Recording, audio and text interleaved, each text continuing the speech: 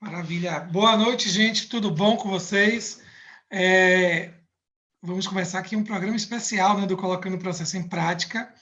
Mais uma edição do Colocando o Processo em Prática, promovido pela Escola Superior de Advocacia aqui da Bahia. Agradecer mais uma vez a nossa querida diretora-geral da ESA, Thaís Bandeira, a toda a equipe da ESA, a toda a diretoria da OAB. E estamos aqui na noite especial, né? Primeiramente porque nós temos, hoje é a noite de São João, hoje é dia de São João. Na realidade, para quem não é nordestino, eu tenho que explicar que a noite de São João, assim como acontece com o Natal também, é a véspera. Então, a noite que a gente comemora, acende a fogueira, toma licor, amendoim, etc., é a noite do dia 23.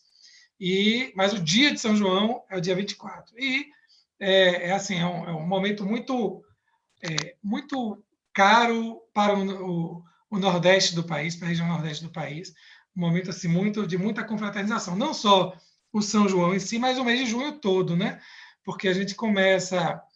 nós temos três comemorações, na realidade. Temos dia 13 de junho, Santo Antônio, dia 24 de junho nós temos São João, e temos também no dia 29, São Pedro, né? Então é um mês assim, de 1º a 13 é a trezena de Santo Antônio, de 14 a 24 é a novena de São João, e depois, no final, São Pedro. E acho, eu ouso dizer isso, depois Sabrina pode confirmar, que talvez seja a festa mais importante do Nordeste, né? Mais do que o Carnaval. O Carnaval é muito importante aqui em Salvador. Talvez seja a maior festa para Salvador seja o Carnaval. Mas a maior festa, tanto religiosa como a festa mesmo, né? A confraternização, as comemorações, acontece no mês de junho, acontece, e o que sintetiza isso é o dia de São João. Então, estou aqui de camisa quadriculada, trajado a rigor, especialmente para confraternizar com Sabrina, com Sofia, que são nossas convidadas de hoje, com todos que estão nos assistindo, e já vou passar a palavra para elas, para a gente começar. Então, viva São João, sejam bem-vindos. Quem é do Nordeste, a gente está nessa época de pandemia, mas, enfim, a gente adia a confraternização, como a gente conhecia tradicionalmente, para o ano que vem, mas comemora aqui, encontrando os amigos virtualmente e conversando sobre o processo, que é sempre bom, não é isso? Hoje a gente vai ouvir Sabrina Dourado, que vai conversar com a gente sobre a primazia do julgamento do mérito, né? E depois Sofia Temer, nossa convidada carioca catarinense, né, Sofia? Que está convidada não só para vir virtualmente à Bahia, né, Sabrina, mas vir também presencialmente, inclusive na festa de São João. Vamos marcar aí para 2021, Sofia vem passar o São João aqui na Bahia.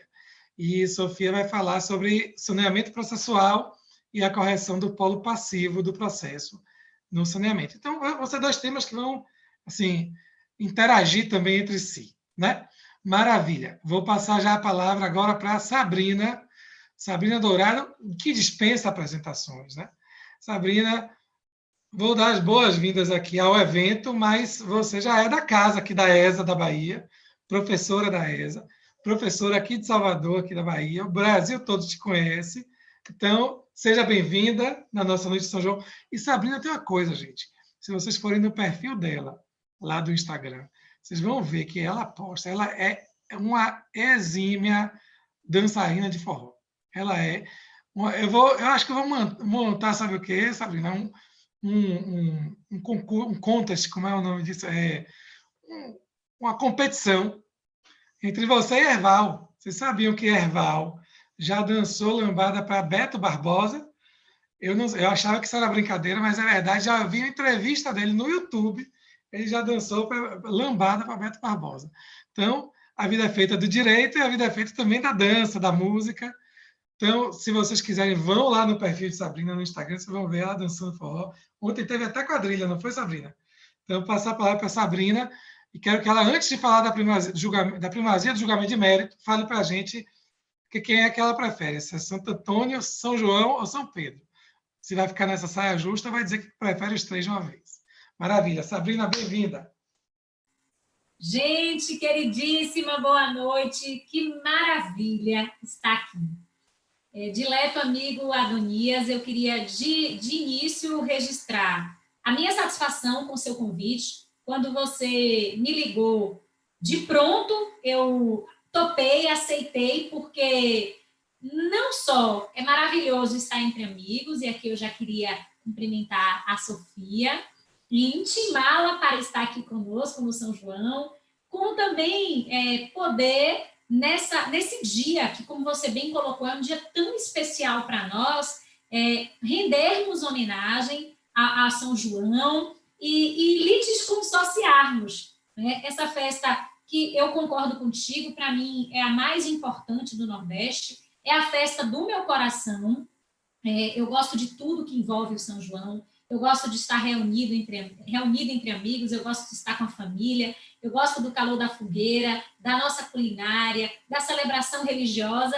E quando a gente soma o São João com estar entre amigos, ainda que virtualmente, para matarmos um pouquinho a saudade de nos aglomerarmos, e a gente pode trazer para o nosso público conhecimento em processo, que é algo que pulsa para a gente, algo com o que a gente convive diariamente, não tem como realmente a gente recusar uma oportunidade imperdível como essa. Então, eu queria te agradecer de público, dizer que eu fiquei muito honrada, estou muito feliz, acho que, inclusive, pela sintonia, estou combinando, não estamos com roupa de São João, Sofia, mas nós estamos combinando um bloco da paz, de branco, né? Nem sintonia, a gente nem combinou, mas íamos também, né, a caráter, padronizadinhas, para pegar ali o quadriculado do Adonias. Então, eu saudo a todos, saudo aos nossos ouvintes que estão nos acompanhando no YouTube, que estão nos acompanhando no Instagram. É realmente uma noite de muita festa. Antes de adentrar a primazia do julgamento de mérito, eu queria também saudar a toda a diretoria da ESA, Thaís, amiga de longuíssima data, a toda a diretoria da gestão da OAB. Eu sou professora da casa, visto a camisa da ESA, então eu não poderia realmente deixar de manifestar o quão alegre estou de estar aqui com vocês. Respondendo a tua pergunta em relação à minha predileção, é realmente muito difícil, não é uma saia justa, porque o Santo Antônio é um santo porque eu tenho carinho. Antônio é a referência de avô materno que eu tenho em homenagem a Santo Antônio, então é uma figura que foi muito importante na minha ascendência, na minha construção, né, em quem sou. E os meus pais simplesmente amam tanto.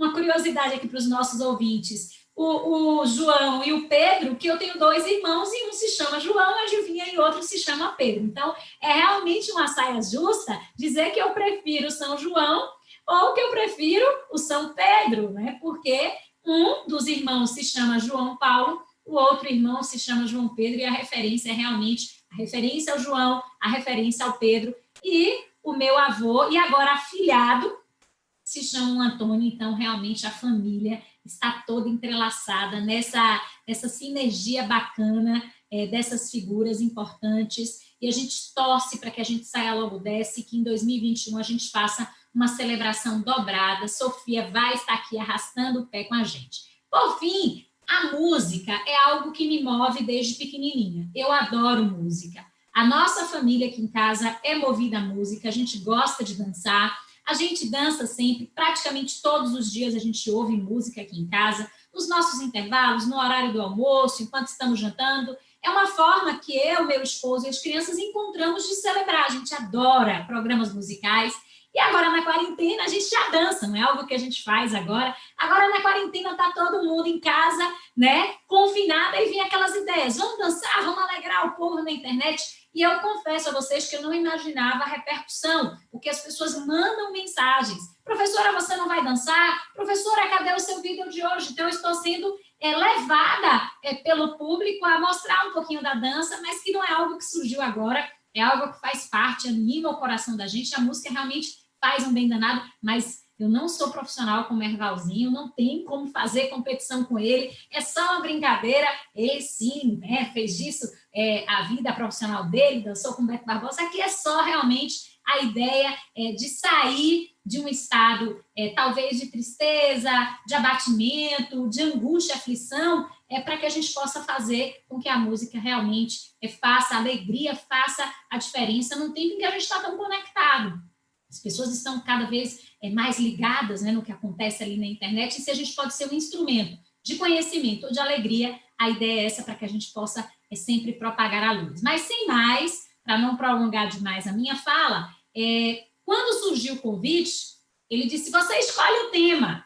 E eu acho que estava tão combinada com a Sofia, né, que até nisso, além da roupa, ela trouxe um tema que casa ao meu.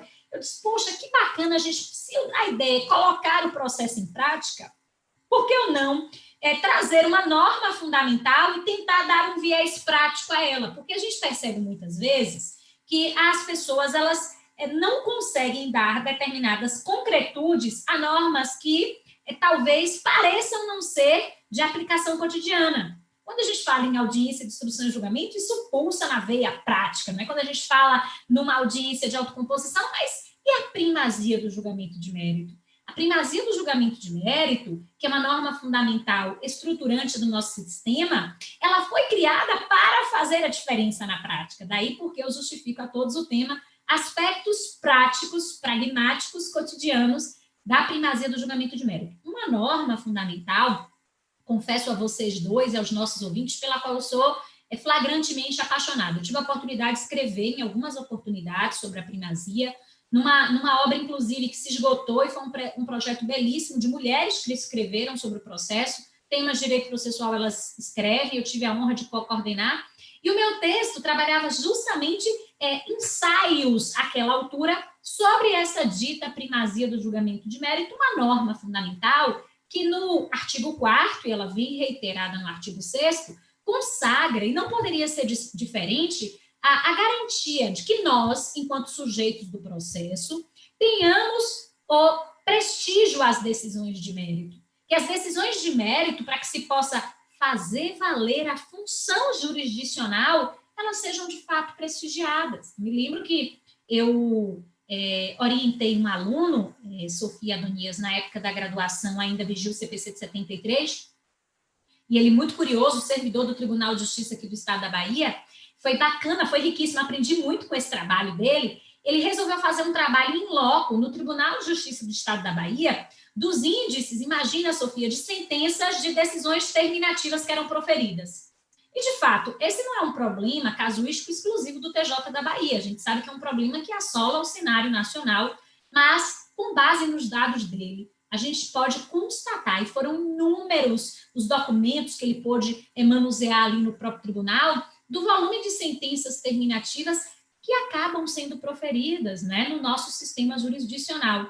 Isso não significa dizer que, de repente, eu esteja aqui para lhes dizer que não haja forma, que o magistrado não irá proferir decisões que não analisem o mérito em determinadas circunstâncias. O que a gente não pode é, de repente, deformalizar a veia finalística da jurisdição, que é, de fato, viabilizar a pacificação social, checar o conflito das pessoas. E como eu sempre digo, e aqui agora falo na pessoa de advogada que sou, uma sentença terminativa, em muitos casos, gera ainda mais conflitos. Ela talvez seja mais traumática do que a inexistência da relação jurídico-processual. Porque aqui nesse papo, nós estamos na escola de advocacia, é difícil, é duro chegar para um jurisdicionado na veia de cliente e dizer, olha, seu processo acabou. Sim, doutora, mas e aí, eu ganhei ou perdi? Veja bem, nenhuma coisa nem outra. Quer dizer, deixa eu lhe explicar. É até difícil tomar nota do que é a extinção do processo sem resolução do mérito. E diante de dados indicativos, daquilo que, inclusive, a gente construiu e apelidou de jurisprudência defensiva, uma série de expedientes reiterados sendo criados pelos nossos tribunais para a eliminação sumária de processos, o que nos traz um debate social amplo, que pelo apertado da hora eu não vou aqui aprofundar, mas envolve as taxas de congestionamento, muitas vezes número insuficiente de órgãos julgadores, questões estruturais, sistêmicas, foram sendo criadas estratégias para a eliminação de processos. E, nesse contexto, expedientes que acabavam redundando no fomento às decisões que acabavam por extinguir processos em massa sem análise do mérito. Com base nessa estrutura que eu montei aqui em alguns minutos, o nosso sistema processual, apontando as normas fundamentais, indica a duração razoável do processo e chancela, de forma muito marcante, a garantia de que as partes tenham o direito. Percebam bem que nós estamos diante de um direito à decisão preferencialmente de mérito. Ainda se faz referência à tutela satisfativa, à lógica da tutela da efetividade, e essa norma, ela é como se base sólida da estrutura do nosso sistema processual. Quando a gente resolve construir uma edificação, e assim deve ser a nossa casa, assim deve ser o nosso campo interior, assim devem ser os nossos valores, a gente tem que construir com base em estrutura sólida. E essa estrutura sólida, ela vai permear, e vocês vão perceber que a minha fala vai estar casada da Sofia, a gente nem combinou, nem saiu antes, ela vai arregimentar uma série de normas que no nosso cotidiano, em meio à nossa vida prática, vão ganhando aplicação com base nessa estrutura sólida da garantia da primazia do julgamento de mérito. Feito esse ensaio inaugural, a primeira disposição prática, a primeira aplicação cotidiana que eu gostaria de compartilhar com vocês sobre a primazia do julgamento de mérito não poderia deixar de ser outra, porque eu vivi tempos pretéritos que não a consolidação da prática autorizada de atos processuais praticados antes do prazo. Eu lhes confesso, como professora do CPC, a época em que vigia o CPC de 73, antigo Código de Buzaide, em meio a essa jurisprudência defensiva, eu ficava indigesta de ter que ensinar para os meus alunos, olha, gente, atos praticados antes do prazo, vejam bem, são intempestivos. Seria quase como dizer, olha, ser proativo é ruim, né? Tenhamos visão engessada de mundo. O ato só é tempestivo se praticado dentro do prazo, antes ou depois, revelar-se-á a intempestividade. E não raras vezes aqueles alunos que têm fome de conhecimento dizem, mas professora, porque, gente, é assim, o sistema se colocou dessa forma. E já em homenagem, já em reflexo, né, dessa iluminação da primazia do julgamento de mérito, quando a gente chega ao 218, parágrafo 4º do Código, lá está a referência de que os atos processuais praticados antes do prazo, eles são tempestivos. E, nesse sentido, o STJ se viu obrigado, não poderia ser diferente, em providenciar o cancelamento, para nossa alegria, da súmula 418 do STJ, que era, com todo carinho, que o Tribunal de Justiça da Cidadania merece, uma súmula infeliz, apontando a necessidade de, mais uma vez, massacrar aquele recurso especial, quando ele era interposto, antes ainda de julgamento, desembargo de declaração. Ou seja, o que se pretendia era fulminar recursos especiais que tinham sido interpostos antes do prazo. Hoje, quaisquer atos processuais praticados antes do prazo, eles são tempestivos. Engraçado que, em meio à pandemia, muitos alunos me fizeram esse questionamento. Professora, estamos em meio à suspensão de prazos processuais, mas eu queria, pela dinâmica da boa-fé, até para fins de organização, praticar esse ato processual. Eu posso protocolar ou somente, professora, dentro do curso do prazo, quando esta suspensão se encerrar? Então, essa é uma dúvida prática, se a ideia é colocar o processo em prática de muita gente que nos ouve. E a resposta é uma só. Os atos praticados antes do prazo são tempestivos. Eu sou amante, apaixonada da prática dos atos processuais antes do prazo. Lá no escritório, nós temos o hábito de, sempre que possível, levarmos a prática desses atos, especialmente quando a gente representa o autor, de forma a impulsionarmos de forma mais célere os nossos processos, sejam agravos de instrumento, apelações, contestações, réplicas, simples manifestações e assim sucessivamente. Aqui você começa a enxergar de que forma essa tal primazia do julgamento de mérito, que parecia distante, ela se concretiza. Inclusive, cai por terra a tese da intempestividade, como disse há pouco, de recursos extemporâneos, também chamados de recursos prematuros. Um segundo aspecto prático que eu queria compartilhar com vocês aqui nesse nosso bate-papo, e eu gosto demais dele, tem história inclusive para contar, é a aplicação concreta da primazia do julgamento de mérito lá na emenda da petição inicial, que não deixa de ser uma atividade saneante muito bacana, né? A gente sabe que a postulação inicial é um ato que permeia requisitos, a lei consagra, a forma, eu digo sempre nas minhas aulas, a receita, né, para a construção da petição inicial, mas humanos, falíveis que somos, e assim também devemos nos reconhecer. Em muitos casos, essa petição inicial é protocolada e ela contempla vícios, irregularidades, que não impedem, dificultam o andamento do processo. E, para fazer valer a primazia do julgamento de mérito, diante de problemas casuísticos que antecediam o CPC de 2015, o legislador inseriu uma importante disposição no que diz respeito à emenda da petição inicial. Eu não estou aqui para lhes dizer, por óbvio, que a emenda da petição inicial é novidade. Não. O CPC pretérito falava em emenda, sacava, inclusive, um prazo de 10 dias para que o autor emendasse ou complementasse a inicial, mas eram muitos os problemas que surgiam nesse contexto, porque na versão do Código anterior, ainda sem a referência a essa base estruturante da primazia do julgamento de mérito, o CPC destacava que o juiz ele deveria ordenar a emenda da petição inicial para que o autor fizesse no prazo de 10 dias sob pena de indeferimento. Em diversas situações práticas, por variadas razões, o autor ele não identificava qual era o anseio do juiz, qual era, de fato, a ausência naquela petição inicial. Vocês acreditam que eu me lembro de um aluno, isso em 2005, numa instituição privada aqui em Salvador, Sofia, que ele veio com uma petição inicial e disse assim, às vezes a aluna adora fazer isso com a gente, né? Prof, me diz aqui qual é o erro dessa petição inicial. Senhora é processualista, eu quero que você me diga qual é o erro dessa petição inicial. Descubra o erro. Gente, eu pegava a petição inicial, à época todos os processos eram no papel, virava assim de cabeça para baixo, endereçamento, eu disse, pronto, agora já não sei mais processo. Endereçamento, qualificação, fatos, fundamentos, pedido, concludência.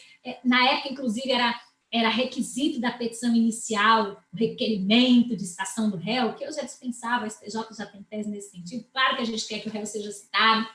E aí eu disse, gente, eu não achei, não. Resultado, imagina, né? O endereçamento era a um juízo federal. E no endereçamento eu não enxerguei isso, até porque eu sou meio que pragmática, eu não ia me apegar a esse detalhe. Lá no endereçamento, acreditem que o colega, ele trouxe excelentíssimo senhor juiz de direito da Vara Federal da Seção Judiciária de Salvador. E o juiz se sentiu incomodado em ter sido intitulado como juiz de direito e determinou a correção da petição inicial, ok, mas sem especificar que queria e que, naquele contexto, precisava ser chamado de juiz federal. Resultado, olha que efeito catastrófico. O autor não conseguiu identificar o equívoco e a petição inicial foi objeto de indeferimento. E a gente volta para o início da minha fala. Uma sentença de indeferimento, ela é terminativa, ela culmina na extinção do processo sem resolução do mérito. E o conflito se mantém ali, ou nós temos um efeito colateral de congestionamento das taxas judiciais, porque esse sujeito, sincero e honestamente, que é brindado com uma sentença de indeferimento, em grande parte vai voltar ao Poder Judiciário, vai voltar, vai se insurgir, vai manter o conflito, a insatisfação vai continuar ali latente. Para tentar, então, ajustar a emenda, a primazia do julgamento de mérito e evitar que sentenças terminativas, né, de indeferimento da petição inicial fossem proferidas aos montes, vem o 321 do CPC e diz, olha, o juiz deverá, veja que o juiz deverá, o juiz não poderá, deverá ordenar a emenda da petição inicial em 15 dias, mas aí é que está o detalhe. Aqui está a aplicação prática da primazia do julgamento de mérito, devendo especificar de modo preciso aquilo que deve ser emendado. Devendo o magistrado, até em merecida homenagem à cooperação, que eu vejo em íntima conexão, indicar qual seria, de fato, a falha na petição inicial. De modo preciso, inclusive o legislador faz essa referência. É bem verdade que esse tema ele é bem bacana, porque ele também nos projeta dentro da compreensão de que não adianta mudar a norma, porque é preciso que nós nos aculturemos às disposições que estão ali dispostas. E eu me lembro bem que entre 2015 e 2016 eu tive a oportunidade de ministrar cursos de qualificação em diversos tribunais sobre o CPC de 2015, e dentre os cursos que eu ministrei, eu tive a oportunidade aqui no Tribunal de Justiça do Estado da Bahia de falar sobre esse tema para desembargadores. E para mim foi inesquecível a cena, porque eu estava ali em meio, né, à classe de desembargadores, eu estava comentando sobre a questão da primazia, da emenda, eu estava falando de processo de conhecimento, quando então eu disse, ora, excelências, será preciso especificar, então, o autor, de modo preciso, aquilo que deve ser emendado. Uma desembargadora levantou a mão chateada, e o corpo fala, né? Vocês conhecem esse livro, o corpo fala, ela levantou a mão chateada e disse assim, ô professora, a senhora quer me dizer, então, que agora nós, juízes, seremos os babás, seremos as babás dos advogados? É isso mesmo que a senhora quer me dizer? Agora eu preciso dizer ao sujeito que estudou direito o que é que ele precisa corrigir? Gente, vê só. Eu respirei fundo e disse, pois bem, excelência, essa não é a ideia, e é que eu falo em mudança cultural, percebe? Não existe uma beligerância entre o judiciário e o causídico, nem há de haver uma beligerância entre o judiciário e as partes é quem contendem, e deve, inclusive, contender à luz da boa-fé. Eu disse, excelência, a norma, ela está tentando salvar o processo. A norma está tentando impedir que aos lotes sentenças terminativas sejam proferidas. Até porque, aos juízes, o dever da cooperação, devendo-se especificar aquilo que deve ser corrigido para evitar sentenças de indeferimento. Não gostei disso, não. Vou até fazer um asterisco aqui nesse dispositivo. Olha, doutor, entendi suas razões, mas critico. E, assim, falando em prática, a gente está aqui num palco prático, a gente está na escola da advocacia, ainda hoje, 4 anos de vigência do CPC, quando eu falo sobre esse assunto, nas mais variadas escolas, para os mais variados colegas, professora, o juiz continua ordenando a emenda genérica da petição inicial. E aí a gente volta àquele ponto que eu acabei de comentar, a necessidade de uma mudança cultural, da forma como a gente pensa, do modo de pensar um sistema, né, da forma como a gente aplica a norma, desapegadas dessas questões que são de outrora e que não casam bem, né? Diante de insistentes ordens genéricas de emenda, eu só vejo o embargo de declaração como saída. Aí é quem vai dizer, Sabrina, é para fulminar o juiz. Aí o juiz vai entender o embargo como protelatório. Mas, de fato, cabia o embargo de declaração. 2022 está aí para não servir das decisões omissas. O juiz terá sido omisso se ele não especificar. Contraditórios, obscuros, eivados de erro material, embargo de declaração para tentar sanar esse defeito. Agora, de fato, daí é que eu digo, tudo é proporcionalidade. O juiz especifica aquilo que deve ser emendado. Não há uma situação de caso fortuito ou de força maior. O autor e o seu representante têm nas mãos a tarefa específica do que deve ser emendado. Acaso não se cumpra a emenda, a inicial será mesmo indeferida. No CPC de 73, diante dessas omissões, dessas emendas, meio que se vira para encontrar o defeito, a gente tinha até uma jurisprudência, não sei se vocês lembram, claro que vocês vão lembrar, que para tentar salvar o processo, que já estava ali no oxigênio, respirando com dificuldades, tinha uma jurisprudência de emenda da emenda.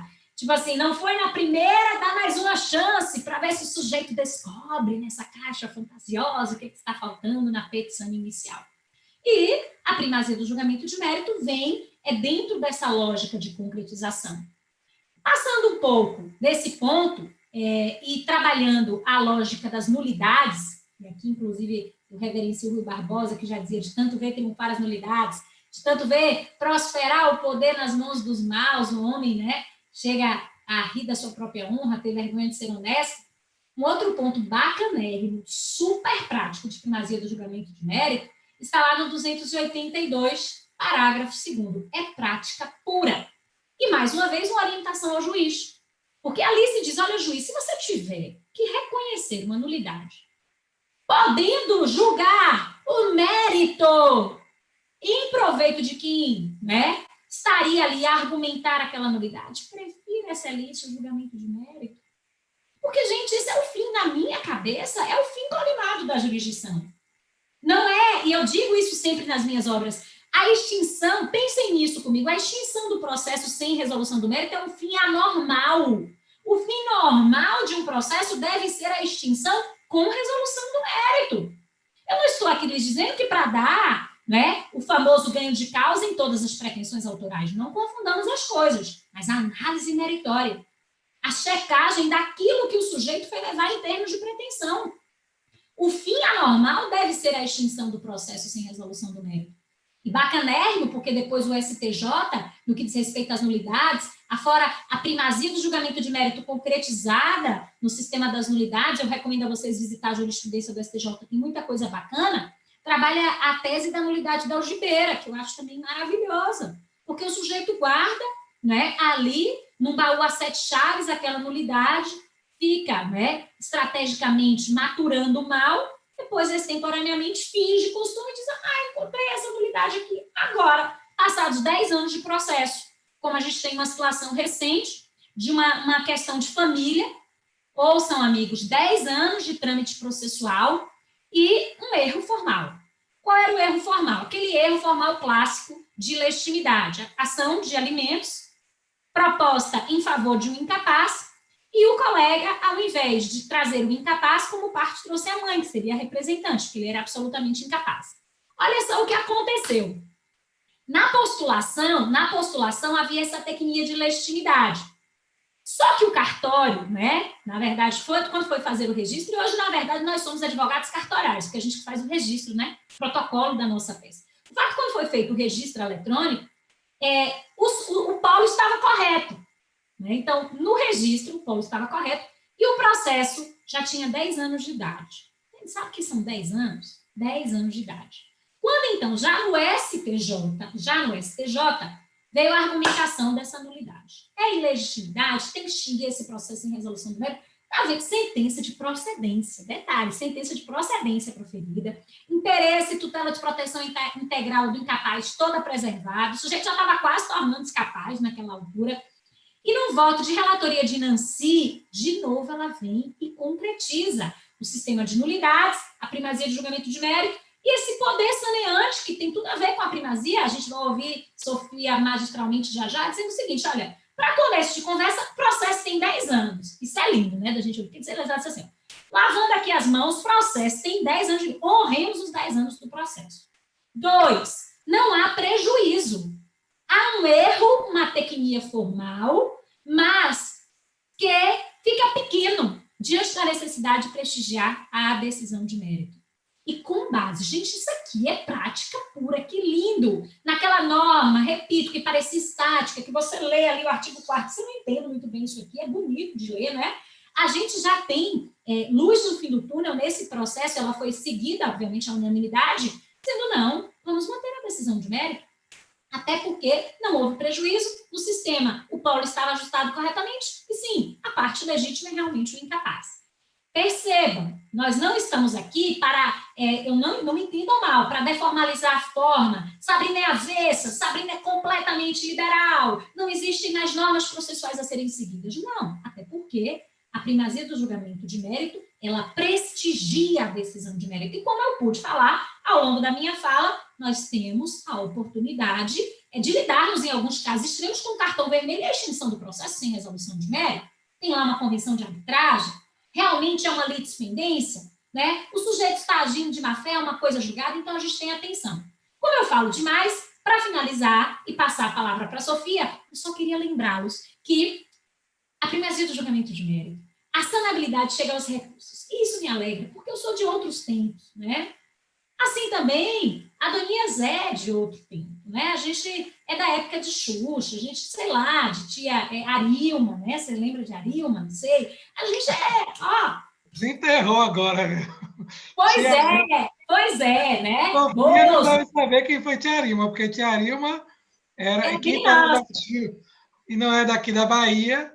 Tia Arilma era uma apresentadora, gente, quem não é daqui da Bahia, da década de 80, né? Não era criança da década de 80, então tem que ter um requisito, dois requisitos cumulativos: ser da Bahia e ser criança na década de 80. Apesar que tia Arilma era a nossa Xuxa local, não era?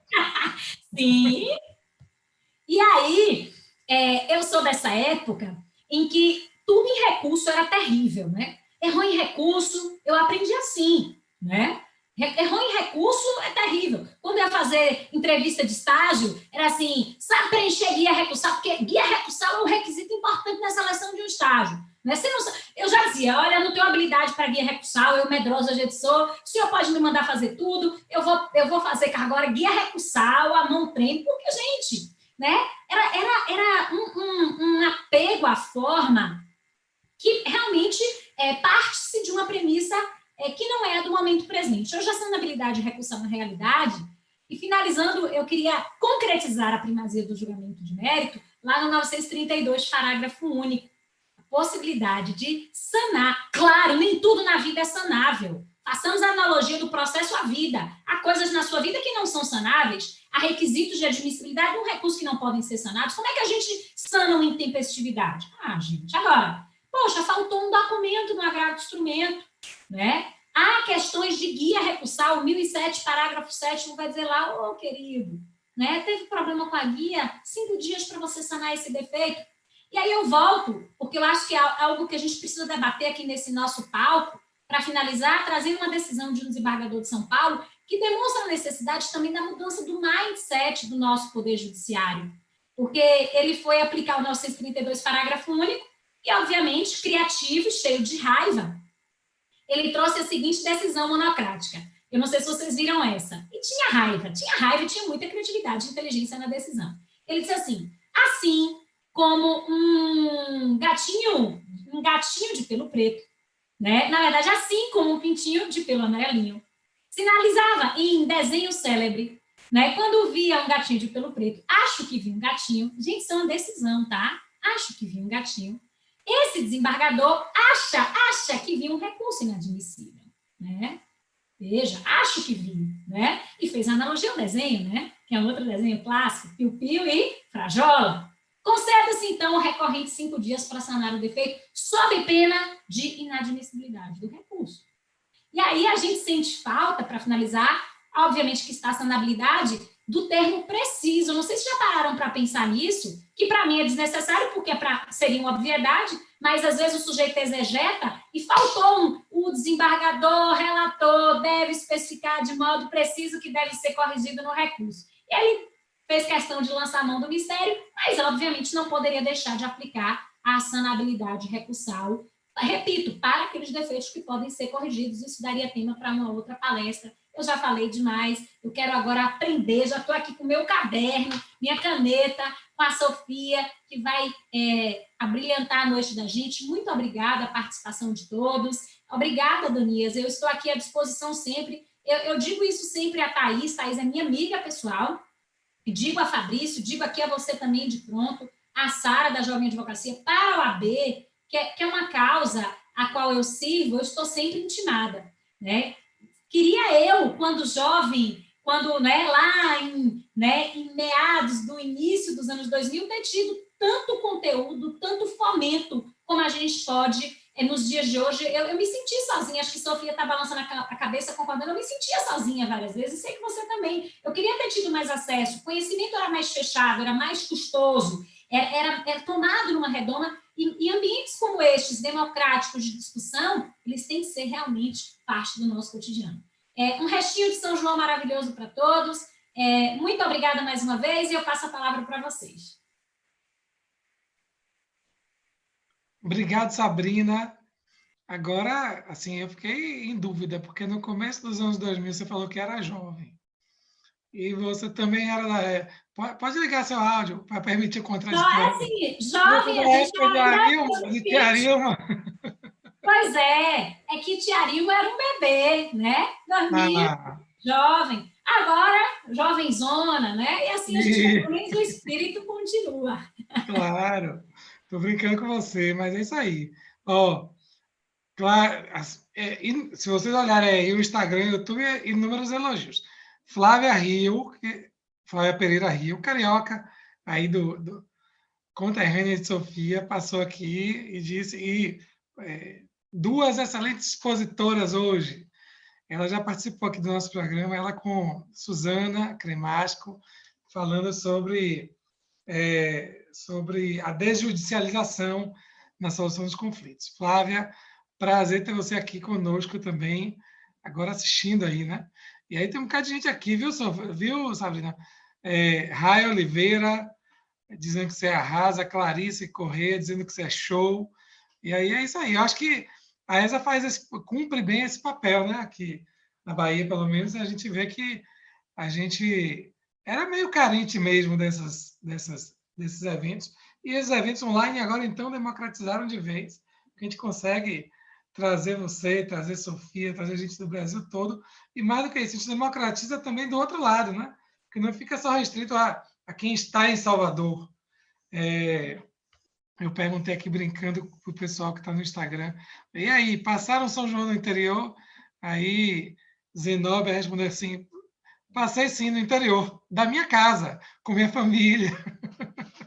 Ela falou, tô brincando.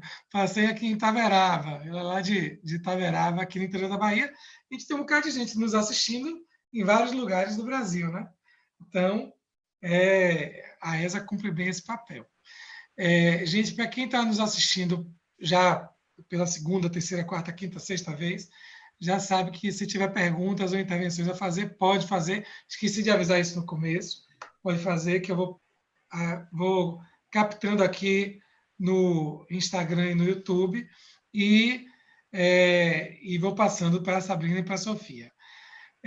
Para quem está assistindo também pela primeira vez, fica o aviso que já são 18h47 e a gente começou 6 e pouquinho.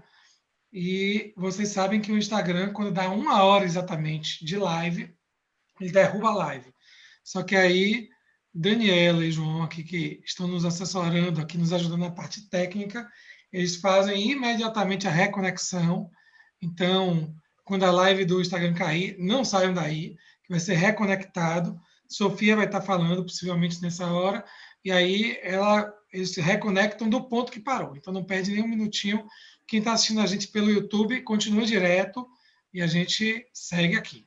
Maravilha. Estou vendo aqui Maiana Guimarães dizendo esse projeto está sendo excelente. Diversos encontros maravilhosos. Maravilhosos mesmo, né? Sempre encontros de qualidade e sempre muito proveitosos para a advocacia. Vou passar para a Sofia, então, tá joia? Maravilha. Sofia, seja bem-vinda à Bahia, ainda que virtualmente. Sempre bem-vinda. Nós nos conhecemos, acho que foi no FPPC do Rio de Janeiro, não foi?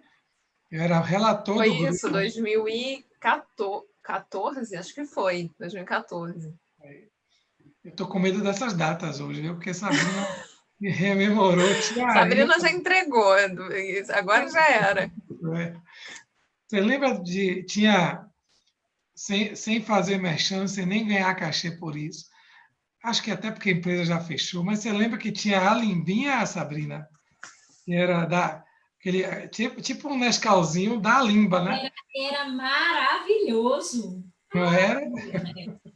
Eu lembrei porque Tia Arima distribuía a Limbinha no programa. Distribuía cestas, assim. Não era isso? Com a Limbinha. A Limbinha, Sofia, a Limba era uma empresa de leite, iogurte, essas coisas, né? Que era Alimentos da Bahia. E aí a fábrica ficava aqui na BR-324. Eu lembro que na escola, quando eu era menino, a escola levava as turmas para visitar a fábrica e lá a gente aprendia, ganhava um bocado de alimbinha.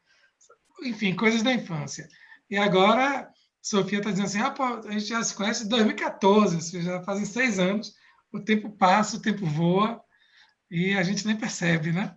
Mas seja bem-vinda à Bahia, ainda que virtualmente. Quando passar isso tudo, será bem-vinda também presencialmente. Seja bem-vinda à ESA, da Bahia, Escola Superior de Advocacia. Aliás, você é advogada, né? Está mais do que em casa também, na Escola Superior de Advocacia. A gente vai ouvir agora Sofia Temer, que é lá do Rio de Janeiro, que é mestre e é doutora pela UERJ, membro toda vez eu vou falar isso, não é membro das processualistas, é membro da processualista. A gente já teve aqui Carol Zeda, Suzana Cremasco, todas lá da processualista. Eu até perguntei para a Carol no dia. Falei, Carol, explique antes de mais nada o que é a processualistas. Aí ela explicou a origem e tudo mais. Então, é sempre um prazer ter uma processualista da processualistas aqui com a gente. E a palavra é sua para poder tratar aí do saneamento do processo e a correção do polo passivo da demanda, né? Então, Gente com Maravilha. vocês, Sofia. Maravilha, Adonias. Eu agradeço de novo, enfim, o convite. Fico muito feliz de estar na escola de advocacia, enfim, sendo advogada. Eu sei a importância que é a OAB estar apoiando, como a Sabrina falou, e estar levando conhecimento para os advogados e discussões e debates, e ainda mais esse projeto capitaneado por você, que tem essa ideia de trazer uma perspectiva prática, né, do processo. Enfim, acho que isso tudo é muito relevante para a gente da advocacia e para a gente que é professor, e, enfim. E eu não poderia, enfim, recusar o convite de você, que é um grande amigo, como você falou, é 2014, aí lá se vão 6 anos, e também ao lado da Sabrina, que é uma grande referência, né, do processo, em sendo mulher, eu honro, devo as minhas homenagens e fico ainda mais honrada de participar aqui dessa mesa com você. A gente realmente faz parte de projetos bonitos de inserção de mulheres no ambiente acadêmico, então é sempre legal estar ao lado de mulheres, especialmente com uma pessoa como você, Adonias, que é um apoiador desse movimento, dessa causa, enfim. E além de tudo, eu não poderia recusar o convite, porque você me prometeu que, falando na noite de São João, no dia de São João, eu teria o direito a uma ida presencial, né, à Bahia no ano que vem, para a festa real de São João, que eu realmente não conheço, infelizmente, apesar de gostar das festividades juninas.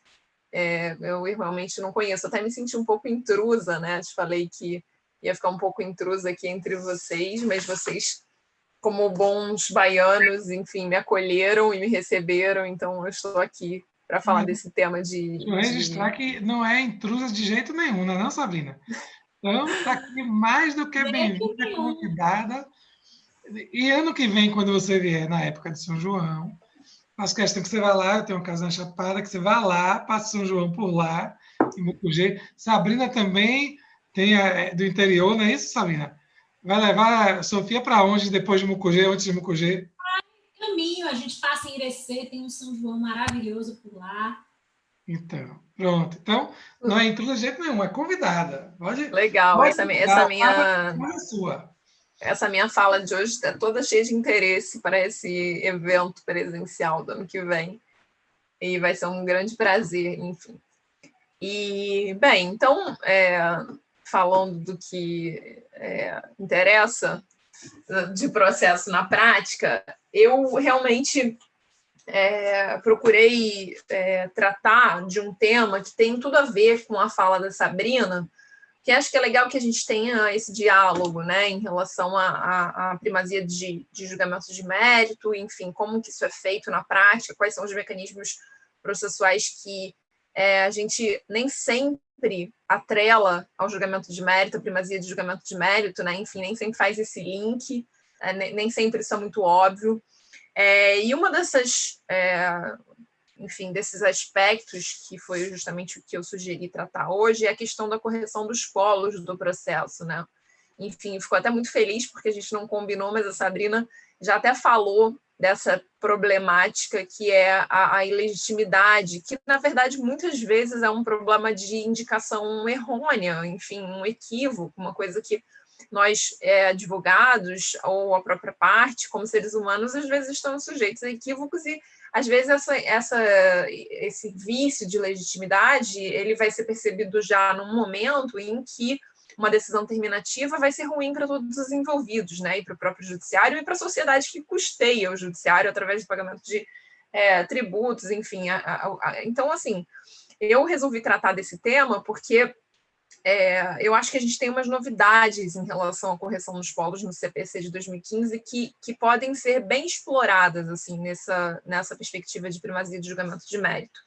A gente sempre teve, né, quem está acostumado a estudar processo, esse dogma de que havia estabilização subjetiva da demanda, né? A estabilização da demanda, uma vez que o autor, a ajuização e o réu é citado, não pode mudar os elementos do processo, nem pedido e causa de pedir, nem partes. Então, não dá para trocar de autor ou trocar de réu depois de um determinado momento, porque o processo tem que ficar estável, existe a estabilização, enfim, e isso sempre é muito martelado, né? Estabilização subjetiva, E eu sempre me perguntei para que serve a estabilização subjetiva do processo, né? Claro que tem um intuito de segurança e de segurança jurídica e de confiança e de preservação das posições das partes, mas no momento em que a gente tem no CPC de 2015 a primazia do julgamento do mérito, inclusive como um princípio, né?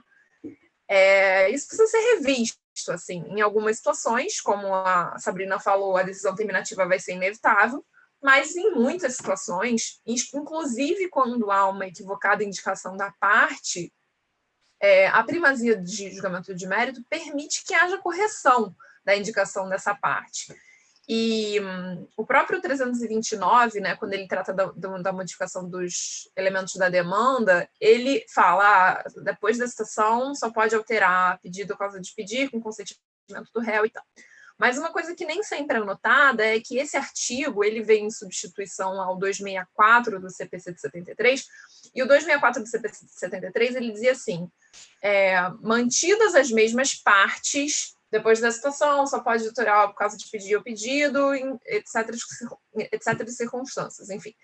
E o CPC de 2015, ele suprimiu simplesmente essa frase, mantidas as mesmas partes. Então, é um pouco até curioso, porque eu fiz essa pesquisa até no doutorado, ia consultar CPC comentado de 2015, no artigo 329, e muitos autores continuavam falando, esse artigo estabelece a regra de estabilização subjetiva do processo.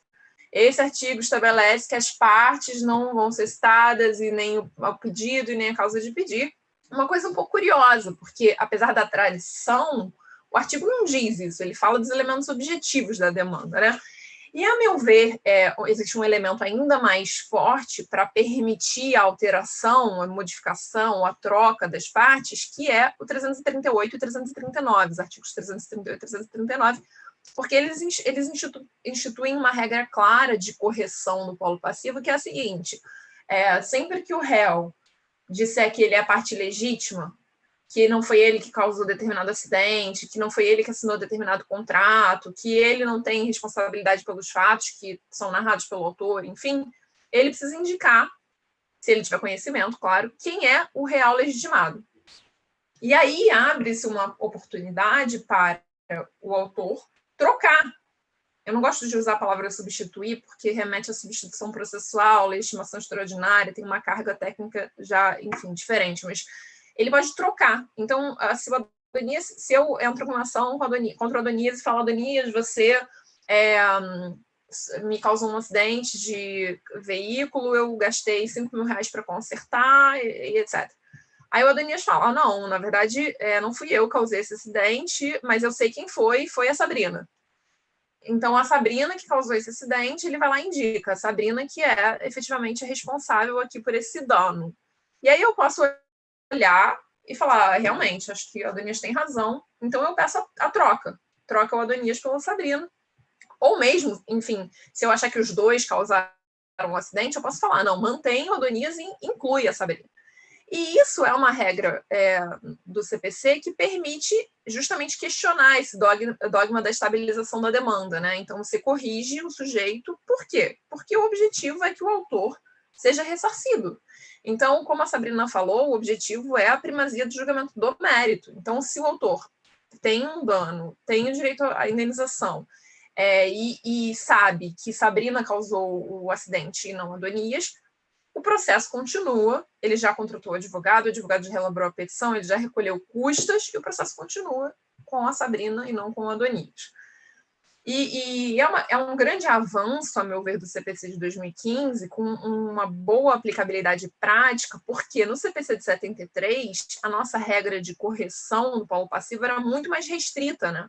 A gente tinha a nomeação autoria, que era só para casos específicos de posse ou detenção, e que também tinha uma regra, enfim, que era um pouco inacreditável, que era depender da anuência da parte nomeada, né? Então, o sujeito que era indicado como réu, ele tinha que ir lá e falar assim, eu concordo, eu quero ser réu, então vamos lá, vamos em frente, eu quero ser réu, concordo com a minha nomeação.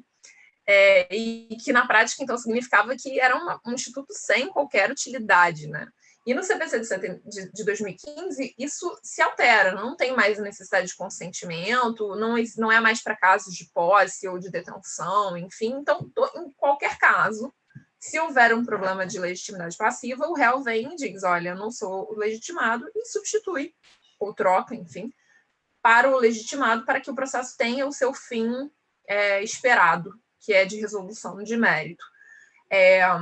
E isso, a meu ver, é uma regra que é muito positiva, que fala com o artigo 4º, que fala com o artigo 317, né, que foram objeto de abordagem pela Sabrina, mas eu acho que a gente pode, inclusive, advogar por uma aplicação ainda mais ampla dessa regra do 338. Né? O que eu quero dizer com isso? Eu não vejo motivos para que, apesar do texto legal, enfim, a gente limite a possibilidade de correção no polo passivo só aos casos em que o sujeito, no prazo de contestação, na contestação, alegue essa legitimidade. Porque ele pode vir a conhecer quem é o sujeito real legitimado depois. O autor pode perceber que há um problema de legitimação depois. E, na verdade, bem postas as coisas, o problema de legitimação, por ser um problema relacionado ao pressuposto processual, ele pode ser conhecido a qualquer tempo. Então, se esse problema pode ser conhecido a qualquer tempo, por que não possibilitar a correção do polo, por exemplo, até o saneamento? No momento em que o juiz vai sanear, vai resolver as questões processuais pendentes e vai eventualmente falar, não, olha, nesse exemplo que a Sabrina deu antes, é o menor e não é a mãe, enfim, que é o real autor, percebendo-se isso, por exemplo, até o momento do saneamento, há uma alteração que, na realidade, não implica em nenhum tipo de prejuízo ao processo, nenhum atraso, porque, na realidade, quem está se manifestando é o menor pela mãe. Então, essa situação ela não é alterada, né? Não vai ter um problema de retorno às fases processuais anteriores, ou de atraso, ou de duração razoável, enfim. Inclusive porque, como eu falei, essa questão da legitimidade é uma questão que pode ser conhecida a qualquer tempo, e a gente pode instituir algumas regras, por exemplo, conciliando boa-fé e postura cooperativa, o sujeito precisa falar sobre a ilegitimidade na primeira oportunidade que ele tiver, ou no primeiro momento que ele saiba, que ele perceba essa legitimidade, ou que ele saiba quem é o real legitimado, e aí, sob pena de arcar com os custos, que são decorrentes, como é uma regra já do 342, né? O custo da demora, ou a prática de atos inúteis, ou a repetição de atos, tudo isso vai ser por conta do sujeito que não alegou a ilegitimidade no primeiro momento, né? Hoje, mais cedo, eu estava assistindo, inclusive, a uma fala da professora Carol Ozeda, como você falou, Donias, ela já esteve aqui com vocês, e ela está fazendo uma tese de doutorado justamente sobre boa-fé no processo, né? E o exemplo dela era um exemplo parecido, assim, o sujeito, por não agir de boa-fé, ele enseja um atraso no processo de 6 meses. Como é que ele vai ser punido? Ele vai indenizar a parte pelos 6 meses de atraso. Enfim, esse cálculo pode ser um pouco difícil, mas essa regra poderia ser aplicada, por exemplo, para a ilegitimidade. Então, ampliando a ideia de primazia de julgamento do mérito, não apenas na contestação, mas um pouco depois, desde que na primeira oportunidade, desde que ele comprove que ele não estava de má fé, etc. e tal, isso seria possível. Inclusive porque há possibilidades do CPC, instituídas pelo CPC, para um saneamento subjetivo do processo, que são ainda mais amplas, né? Se a gente pensar na hipótese de convenções processuais. Existem alguns trabalhos já, um deles é da Marília Siqueira, sobre convenções, sobre intervenções de terceiro e tal, e já há algumas decisões que admitem que, mesmo fora do prazo legal para alegar a ilegitimidade, se a parte alegar e a outra concordar, haveria uma convenção processual para a substituição, para a troca do réu. Então, uma convenção processual sobre uma intervenção de terceiro, né, que não deixa de ser. Então, a meu ver, o CPC de 2015, ele traz uma renovação muito grande em relação a esse tema de primazia de julgamento de mérito.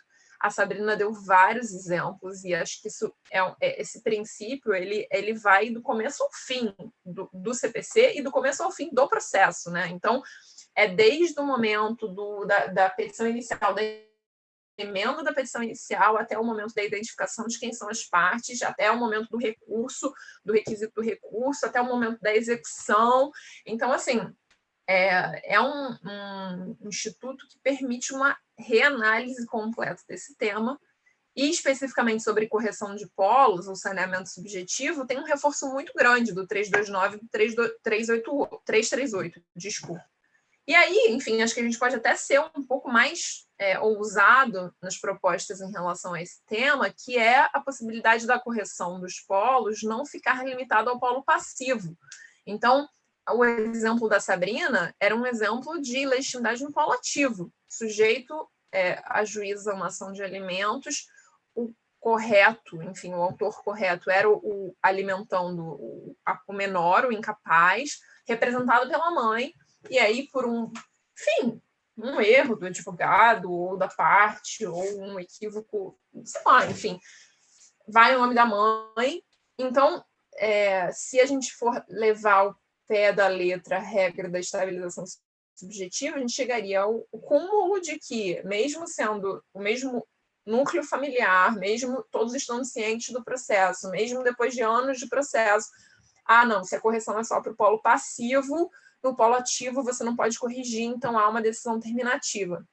Eu acho que isso é muito emblemático, porque além dessa hipótese que a Sabrina mencionou, que felizmente parece que foi acolhida essa tese de que havia essa possibilidade de segmento do processo, né, e não de extinção, mas eu me deparei, fazendo uma pesquisa sobre esse tema, com uma decisão do TJ de São Paulo que é realmente assustadora. Assim, era uma hipótese de um acidente, faleceu um sujeito, e ajuizaram uma ação contra a seguradora para receber o valor da indenização, enfim, era um seguro de vida e tal. E aí, quando ajuizaram essa ação, ajuizaram em nome do espólio, e não das herdeiras, das filhas e da viúva. E aí a ação foi ajuizada em nome do espólio. Em primeiro grau, a ação foi julgada procedente, então determinou-se o pagamento do capital segurado, 100 mil, valor alto. Determinou-se o pagamento desse valor, 100 mil, etc. e tal. Em grau recursal, alegou-se que havia uma ilegitimidade de parte, uma legitimidade ativa. Porque não é o espólio, e sim as filhas e a viúva. E o tribunal reformou a sentença, que havia sido de procedência, para reconhecer a legitimidade. E aí extinguiu o processo em resolução de mérito e, pior, condenou as filhas, o espólio, enfim, que no final de contas são as herdeiras e a viúva, ao pagamento de ônus sucumbenciais. Então, você tinha uma decisão que reconhecia que o direito existia, que a seguradora deveria pagar o capital segurado, mas porque foi ajuizado em nome do espólio e não das herdeiras ou da viúva, havia um problema de legitimidade, não poderia ser corrigido esse problema, e então era o caso de extinguir a ação contra a seguradora e pagar o honorário de sucumbência. E aí veja que há um problema muito mais grave nesse caso, porque em algumas hipóteses, quando o sujeito for ajuizar a ação correta, a segunda ação, além dele pagar o honorário de novo, além dele pagar custas, etc. e tal, ele pode ter, inclusive, prescrição. Então, assim, é uma solução, a meu ver, muito equivocada esse caso do TJ de São Paulo, porque pega o princípio da primazia de julgamento do mérito e simplesmente joga no lixo, né? Diz, olha, não, realmente, e a argumentação é tão forte porque a viúva e as herdeiras, elas falam, não, mas a gente sabe desse processo, a gente assinou procuração, assim, uma delas era inventariante, assinou pelo espólio, então, assim, a gente está aqui, a gente participou, enfim. E mesmo assim, porque não havia possibilidade de corrigir legitimidade ativa, o caso foi de extinção do processo, né? Enfim, assim, eu acho que existem muitas situações problemáticas que a gente poderia conversar, mas eu acho que, em linhas gerais, a ideia que eu queria apresentar hoje era que o princípio da primazia de julgamento de mérito, que foi, enfim, perfeitamente abordado pela Sabrina, ele tem uma aplicação, inclusive para campos do processo em que a gente não imagina que ele se aplique diretamente, como esse caso de legitimidade de partes, etc., por causa desse dogma de que há estabilização do processo e que não é possível corrigir legitimidade, mas que, bem postas as coisas, esse princípio poderia, inclusive, reconfigurar essa regra. E, como eu falei, o 329 e o 338 são importantes normas de direito positivo que já existem, que permitem a gente construir um modelo diferente, mais flexível em relação aos polos do processo, para permitir justamente a primazia de julgamento de mérito, né? E, enfim, já que a gente está na casa do advogado, eu acho que esse tema é muito sensível, porque, em alguns casos, permitir que a parte ajuste a sua petição e diga, não, realmente não era o espólio, era viúvas, herdeiros, etc. e tal, pode evitar uma discussão bem complexa e bem sensível, que é da responsabilidade do advogado. A gente não está acostumado a tratar desse tema no Brasil. Existe pouca doutrina, pouca jurisprudência sobre a responsabilidade por erro do advogado. Mas, se a gente pensar bem num caso desse, se é reconhecida a prescrição e se o sujeito perde um capital segurado de R$100 mil, de quem foi o erro, né? A quem é imputada essa responsabilidade? Então, eu, como advogada, me preocupo imensamente em relação a esse tema, além, claro, de entender que o processo serve para o julgamento de mérito e que isso tem que nortear a interpretação de todos os institutos do processo, né? Enfim. Mas é isso, eu queria agradecer mais uma vez, eu acho que deu para expor a ideia que está super alinhada com o que a Sabrina falou, apesar da gente não ter combinado nem na roupa, nem na ideia. E agradecer de novo a Adonias pelo convite gentil e dizer que ano que vem eu vou cobrar. Já vou anotar aqui no meu calendário para ano que vem eu ir fazer a festa presencial de São João. Coloca aí na agenda. Lembra que é 23 de junho, é a festa mesmo. Então, vê logo aí que dia vai cair da semana, já se prepara para chegar um pouco antes, né, Sabrina?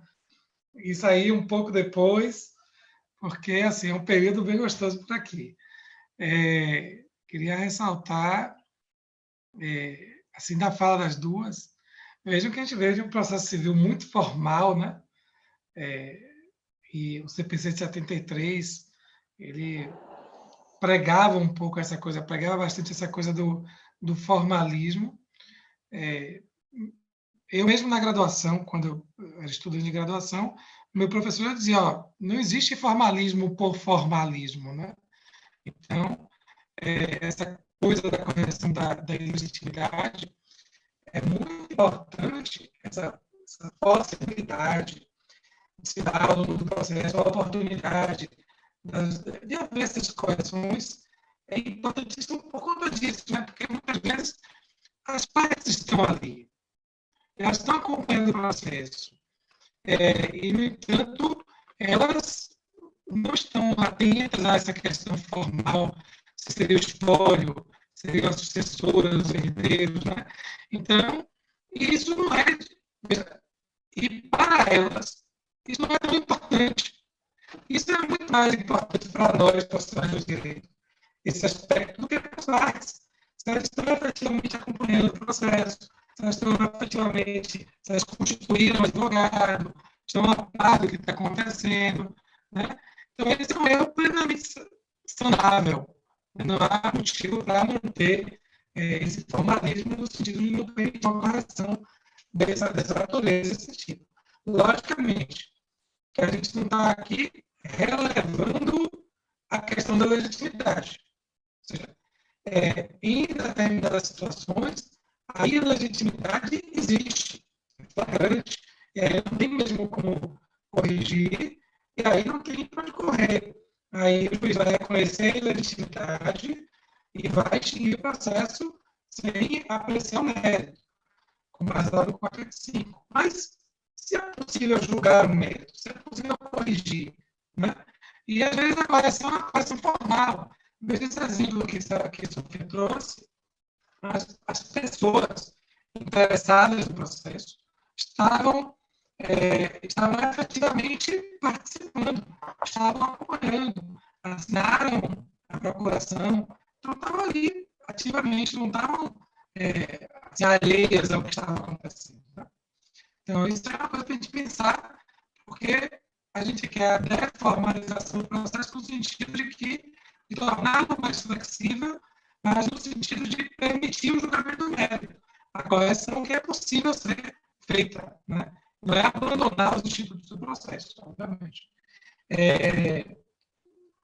Eu tenho aqui uma pergunta de Felipe Góes, isso mesmo, Felipe, que pergunta assim para a Sofia. Alguém colocou assim que meu sinal está cortando, é isso? Vocês estão me ouvindo? Maravilha. Felipe Góes pergunta o seguinte, Sofia. Antes da pergunta dele, Zenóbia disse que, primeiro disse que conheceu Sabrina no evento da ESA de Goiás, no dia 4 de junho de 2020. Aí ele falou assim, quer dizer, não conheci Sabrina nesse dia. O evento não foi nesse dia, eu assisti nesse dia. Veja que maravilha. A gente está fazendo evento aqui, tem pessoas online assistindo a gente, mas depois também as pessoas podem assistir depois. E Sofia, ela diz assim, olha, professora Sofia, sinta-se acolhida por todos nós aqui na Bahia. Seja muito bem-vinda. E aí, agora a pergunta. Felipe Góes pergunta o seguinte. A previsão do artigo 339 implica o dever da parte ré de indicar o legitimado correto, incumbe a ele realizar alguma diligência nesse sentido. Continuando, é possível que o réu opte por não apontar o correto legitimado, mesmo no caso de as circunstâncias mostrarem que ele possui tal conhecimento. Eu vou copiar aqui a pergunta dele no nosso chat, porque a pergunta é um pouquinho extensa. E aí fica melhor para você. Maravilha, Adonias. Eu também, enfim, gostaria de ouvir você e a Sabrina sobre esse tema. Eu acho que é um tema bastante difícil, porque a gente volta ao problema de como... Eu acho assim, enfim, dando um passo atrás, que o dever de cooperação do CPC e de boa-fé, que é exigido de todos, que de qualquer forma participem do processo, então, mesmo que o sujeito seja ilegítimo, ele, em sendo parte da relação processual, ele tem o dever de boa-fé, ele exige que o sujeito indique quem é o real legitimado. Mas acho que a gente volta num problema de ordem prática ao enunciar isso, que é qual é a consequência para aquele sujeito que não atua cooperativamente no processo. Não apenas nessa situação, mas em muitas outras. Então, a gente retorna ao problema de dizer, olha, o sujeito não atua cooperativamente. Existe uma sanção específica em relação a isso? Existe como adotar algum meio coercitivo para que ele informe quem é o real legitimado? Os artigos 338 e 339, eles não dão essa resposta. Na realidade, eles dizem, incumbe ao réu, ou seja, o réu tem esse dever, em sabendo quem é o legitimado, de indicá-lo. Então, a solução para esse problema, a meu ver, ela não está nos artigos 338 e 339, mas ela remete à própria configuração do dever de cooperação. Enfim, tem gente que diz que não é um dever, mas, a meu ver, é um dever, exige essa indicação, por exemplo, nesse caso, e tem um problema correlato de como fazer com que a parte cumpra esse dever. A gente pode sempre recorrer a regras que são regras gerais, como de litigância de má-fé. Então, a gente poderia dizer que o sujeito litigou de má-fé, praticou ato atentatório à dignidade da justiça, enquadrar num dos incisos que prevêem, que na verdade são bastante amplos, né? São cláusulas abertas, então, proceder de modo temerário no processo. O sujeito que sabe quem é o réu e não indica, ele procede de modo temerário? A meu ver, sim. Então, você teria ali já, por exemplo, uma possibilidade de aplicação de multa. Incumbiria, por exemplo, ao juiz, percebendo que há esse conhecimento, inclusive alertá-lo para que não haja uma decisão surpresa, que é mais um elemento de boa-fé do processo de cooperação, de dizer, olha, indique, sob pena de configurar modo temerário, uma vez comprovado que havia ciência do réu legitimado. Mas acho que é um problema difícil, né? Na verdade, é um problema que volta à pergunta de como configurar ou concretizar o dever de boa-fé no processo em relação a esse caso e em relação a muitos outros, né? Enfim, eu sei que Sabrina pensa sobre isso, Adonias, mas acho que é um problema difícil, sim, mas a gente consegue recorrer a outras normas do CPC para criar medidas para que esse dever seja cumprido. Eu adiro e me coloco na mesma posição que você. Eu acho que a gente tem que caminhar nesse sentido. Eu vejo como dever de cooperação. Seria até uma certa dissonância. A gente acabaria gerando uma certa ruptura no sistema se a gente pensasse em sentido contrário, né? Apesar da previsibilidade da norma não ser a mais clara, por que não apontarmos o dever do sujeito de realmente indicar, de fazer a referência, né? De sinalizar a quem, na verdade, competiria aquela legitimidade passiva. Então, eu concordo contigo. Só fazendo um acréscimo, não é que o 338 e o 339 eles não tragam nada sobre esse tema, né? Porque, na realidade, eles já trazem, como eu tinha falado antes, a questão da indenização pelos prejuízos. Então, assim, o sujeito vai pagar pelos custos e vai indenizar o autor pelos prejuízos. Então, se o autor comprova que, por causa disso, ele gastou mais honorários, ou mais custas, ou mais tempo, e o tempo gerou um prejuízo de tal natureza, moral, material, ele vai conseguir imputar essa indenização contra o legitimado. Mas aí o caso é complexo porque o sujeito que veio, que não era o legitimado, ele pode fazer essas contas, né? Ele pode falar, não, olha só, eu sei quem é o réu legitimado, é uma pessoa ligada a mim, se ele vier para o processo, o prejuízo vai ser muito maior do que se eu pagar as custas, então não vou indicar. E aí o juiz poderia lançar mão de outras medidas, multa, medidas coercitivas, enfim. Aí eu acho que a gente volta, né, ao problema da boa-fé que a gente falou.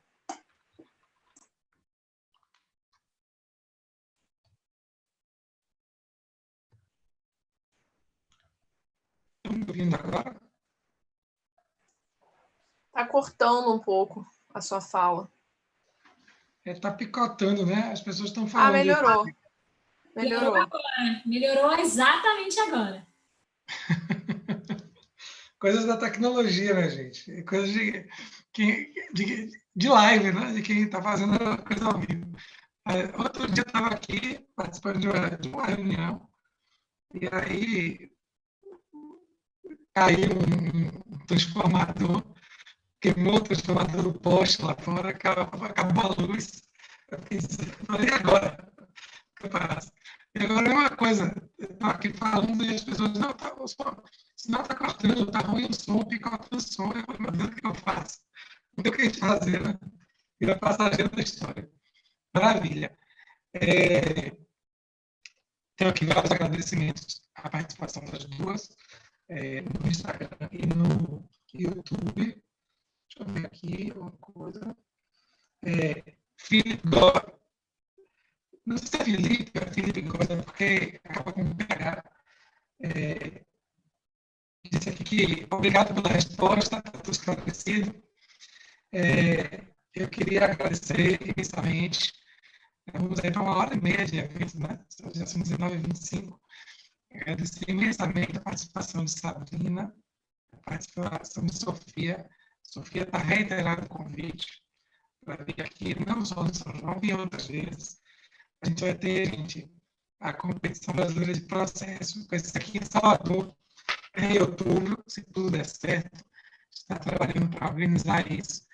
Está convidada para vir também, eu estou para a competição de processo, vai ser aqui em Salvador, e para o São João também, né? Seja sempre bem-vinda.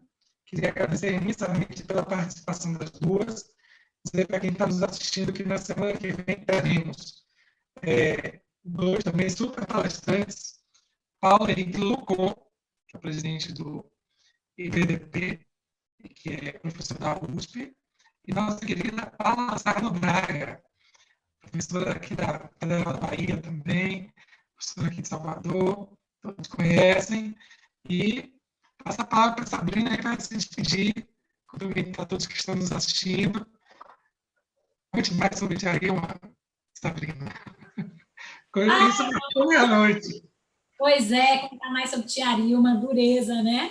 Foi maravilhoso estar com vocês. Eu queria renovar a minha felicidade de passarmos aqui. Eu nem percebi que já tínhamos quase 1h30 divagando sobre o processo. Sofia, foi um prazer imenso de ouvir, lhe dizer que aqui em Salvador, na Bahia, como a Donia já falou, você tem onde ficar, venha para a gente passear, não só no São João, mas para a gente curtir as praias por aqui, quando a gente pudesse aglomerar de novo, comer uma boa comidinha baiana. Amor por aqui, aconchego e boa receptividade não vão lhe faltar, viu? A gente arruma espaço aqui em casa, você inclusive dança com a gente, vai ser maravilhoso. Um abraço especial para todos que estão nos acompanhando. Eu queria também fazer um registro de agradecimento à nossa equipe técnica, a Dani, a João, que estão aí conosco, cuidando de tudo com muito carinho, e tem feito um trabalho excepcional junto à ESA. Então, queria parabenizar essa dupla aí, que também precisa ser homenageada, porque, afinal de contas, são eles que estão nos dando suporte para que nós estejamos aqui. Um beijo grande, fiquem com Deus e eu aguardo as considerações de vocês. Bom, o pessoal estava aqui sinalizando, não está bom o áudio ainda, mas eu queria... Clarice Corrêa disse aqui, ó, excelente live. Denise Fonseca, conselheira federal do Tocantins, seja bem-vinda, que bom tê-la aqui assistindo a gente. Maravilha. Sofia, a palavra está com você. Maravilha. Eu queria agradecer, eu fico muito feliz com a hospitalidade, ainda que virtual, da Bahia, da OAB Bahia, da ESA Bahia, de vocês, meus colegas. Eu vou presencialmente. Na verdade, engraçado, eu tive em Salvador algumas vezes. Todas as vezes que eu fui a Salvador foi para dar aula ou participar de algum evento acadêmico. Então, eu nunca fui a Salvador para curtir. E agora que vocês me abriram essa porta das festas de junho, eu vou com certeza. Enfim, fico muito feliz, espero que a gente tenha muitas outras oportunidades de conversar virtualmente, presencialmente. Eu sempre falo que na próxima vida eu queria vir baiana. Então, vai que de repente... perguntaram dá aqui, Sofia, eu esqueci de passar a pergunta, porque eu lhe apresentei e falei assim, Sofia é carioca catarinense. E aí, agora não me lembro mais quem foi que perguntou, mas alguém perguntou assim, como assim carioca catarinense? Como é que pode? Não, na verdade eu sou carioca, mas eu morei 10 anos da vida em Floripa, então eu fiz faculdade lá e tal, e aí voltei para o Rio, para o mestrado, para o doutorado, e acabei ficando no Rio. Quem sabe na próxima vida eu não subo um pouco aí para a Bahia. Mas, enfim, eu queria agradecer mais uma vez a iniciativa da OAB, da ESA, o convite a Adonias, a presença da Sabrina. Foi um grande prazer estar com vocês. Maravilha. Então, considere-se carioca catarinense baiana. Tá joia? Maravilha. Queria reiterar o agradecimento a Sabrina, a Sofia, por terem aceitado o convite, pelas brilhantes exposições. Acho que o papel da ESA é esse mesmo. A gente está aqui para poder conversar com os nossos colegas advogados, também com, aqui eu vejo assistindo os programas, outros profissionais de outras profissões jurídicas, né? Alguns magistrados, membros do Ministério Público, e o foco do programa é exatamente esse, eu colocando o processo em prática, porque na escola de advocacia, na Escola Superior de Advocacia, a ideia é a gente trazer o conhecimento teórico para a prática, para poder contribuir na formação e na profissão de cada um, né? E, na realidade, é um pouco, acho que foi Sabrina que falou, acho que aquela mentalidade de, eu vou ficar ensinando no caso do, acho que foi o desembargador, né? Ou foi a juíza, vou ficar ensinando o advogado como é que trabalha. Não, na realidade, não é isso. Na realidade, veja, nós não estamos numa ciência exata, podemos ter interpretações diferentes sobre os mesmos fatos, inclusive sobre essas questões processuais, mais formais, como a questão da legitimidade. É possível que eu, advogado, interprete de uma maneira, que Sabrina, advogada, no mesmo processo, às vezes a ex-adversa interprete de outra maneira, e que, veja, qual é a intenção? A intenção é a solução do conflito, não é a extinção do processo sem exame do mérito, né? Então, efetivamente, às vezes há algum vício que não decorre necessariamente de uma inépcia profissional, né? De um erro, mas às vezes decorre da forma de interpretar a própria questão processual, a própria questão da legitimidade, por exemplo, e que pode levar a diferentes caminhos. E nada melhor do que cooperar para poder dizer, bom, doutor, você entendeu que o legitimado era o espólio, mas a gente está aqui entendendo que são os sucessores. Vamos corrigir isso, independentemente do nome, da formalidade, espólio ou sucessores. Quem é que está participando do processo?